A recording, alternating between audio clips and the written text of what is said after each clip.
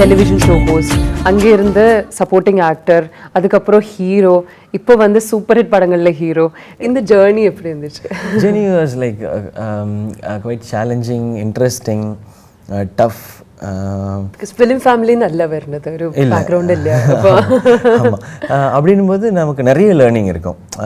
நம்ம தான் நம்மளை கைட் பண்ணணும் போது டக்குன்னு வந்து அந்த நம்ம மெச்சூர்டான டெசிஷன்ஸ் எடுத்தே ஆகணும், வேறு வழி இல்லை. பிகாஸ் இது வந்து ஒரு பெரிய ஆப்பர்ச்சுனிட்டி. இது கரெக்டாக யூட்டிலைஸ் பண்ணணுன்னா நம்ம வந்து கொஞ்சம் ப்ராப்பராக திங்க் பண்ணணும்.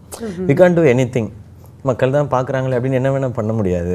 அது எல்லாமே இருந்தது. அண்ட் எனக்கு ரொம்ப பிடிச்சது என்னென்னா, நான் அடுத்து என்ன என்னுடைய நெக்ஸ்ட் ஸ்டெப் என்னங்கிறது எனக்கு தெரியாது. அது ரொம்ப இன்ட்ரெஸ்டிங்காக இருக்குது. இங்கே நிறைய டென்ஷன் இருக்குது. இப்போ மூவி ரிலீஸ் டைமில் ஒரு வாரத்துக்கு முன்னாடிலாம் ஃபுல் டென்ஷனில் தான். ஒரு பக்கம் டென்ஷன், இன்னொரு பக்கம் எல்லோரும் எக்ஸ்பெக்ட் பண்ணுறாங்களே, எல்லோரும் பார்க்கணுன்னு விரும்புகிறாங்களே, அந்த சந்தோஷம்தான். அண்ட் இன்னொன்று என்னென்னா, எவ்ரி 6 months ஒரு புது கேரக்டர் புது டீமோடு இருக்கணும் போது அது நல்லா இருக்காது, புதுசாக இருக்குது. நான் வேறு ஒரு கேரக்டராக போய் பண்ணுறேன். இப்போ நெக்ஸ்ட் ஃபிலிமில் வந்து അത് ഒരു പുതു ക്യാരക്ടർ, ഇതുവരെയ്ക്കും ഞാൻ പണ്ണാത്ത ഒരു ക്യാരക്ടറാണ് ഇருக்கு. നയൻതാര ഫഹദിൽ നെക്സ്റ്റ് പ്രോജക്റ്റിനെ കുറിച്ച് പറഞ്ഞു, പക്ഷേ ഡീറ്റെയിൽ ആയിട്ട് പറഞ്ഞില്ല. அந்த படத்தை பற்றி கொஞ்சம் சொல்ல முடியுமா? அது நெக்ஸ்ட் இஸ் லைக் தனியொரு டைரக்டர் மோகன் ராஜா சாரோட படம். அது வந்து நான் நயன்தாரா ஃபஹத் ஃபர்ஸ்ட் டைம் வந்து தமிழில் பண்ணுறாங்க. ஃபஹத் மாதிரியான ஒரு ஸ்ட்ராங்கான ஒரு ஆக்டரோட நம்ம ஸ்க்ரீன் ஷேர் பண்ணுறோன்றது இட்ஸ் குவைட் பிக் ஆப்பர்ச்சுனிட்டி. அவர்கிட்ட வந்து நிறைய லேர்ன் பண்ணுறதுக்கான நிறைய விஷயம் இருக்குது. ஏன்னா ரொம்ப இன்டென்ஸான ஆக்டர் அவங்களுடைய படங்கள்லாம் பார்த்துருக்கேன். அந்த கேரக்டர் அப்படின்னா அதில் அப்படியே ரொம்ப ஸ்ட்ராங்காக இருக்காங்க அவங்க. நம்ம வந்து எப்போவுமே ஜாலியாகவே இருப்போம் இல்லையா?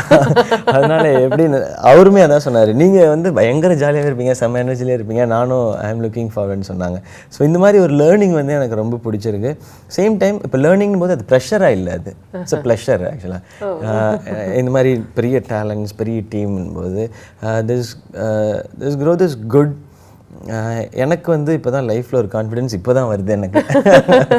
ஓகே, ஏன்னா நான் வந்து டெலிவிஷனில் இருக்கும்போது என்ன நெக்ஸ்ட்டுங்கிறதே தெரியாமல் இருக்கும். அது ஒரு சைடு வந்து சந்தோஷமாக இருக்கும், இன்னொரு சைடு வந்து ஃப்யூச்சர் என்ன, எப்படி நம்ம கண்டினியூஸாக இதே மாதிரி நல்ல ட்ரெஸ் போட்டு நல்லா சாப்பிட்டுட்டு இருக்க முடியுமா அப்படிங்கிறதுலாம் இருக்கும். ഇപ്പോൾ ഒരു കുട്ടി കോൺഫിഡൻസ് இருக்குது ഓക്കെ அப்படின்றது. ഈ ഫഹദ് നയൻതാരയായിട്ടുള്ള അതിൻ്റെ ഒരു തീം, അതിൻ്റെ ഡിഫറൻസ് എന്താണെന്ന്? நான் ஒரு சோஷியல் இஷ்யூ பேஸ் பண்ண ஒரு படம் தான். And what I strongly feel is, மொத்த டீமும் என்ன பண்ணுறோன்னா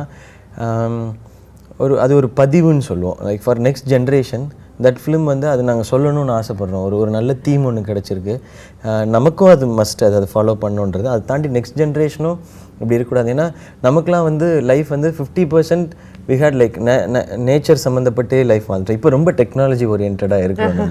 பட் அடுத்த ஜென்ரேஷன் வந்து கம்ப்ளீட்டாக இதை சுற்றி தான் இருக்க போகிறாங்க.